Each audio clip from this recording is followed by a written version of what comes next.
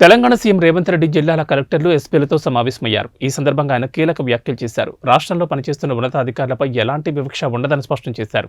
మీరు వివిధ రాష్ట్రాల్లో పుట్టి పెరిగి ఆల్ ఇండియా సర్వీస్ పోటీ పరీక్షలు రాసి ఐఏఎస్లో ఐపీఎస్లో సెలెక్ట్ అయ్యారు. తెలంగాణ రాష్ట్రాన్ని ఎంచుకుని ఇక్కడికి వచ్చారు. ఒక బాధ్యత తీసుకుని రాష్ట్ర నిర్మాణంలో పాలు పంచుకోవడానికి మీరు ఇక్కడికి వచ్చారు.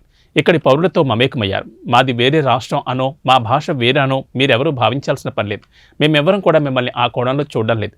ఎలాంటి వివక్ష చూపించడం లేదు. మీరు స్థానిక ప్రజల భాష తెలుసుకోండి, ప్రజల మనసులు గెలవండి అని తెలిపారు.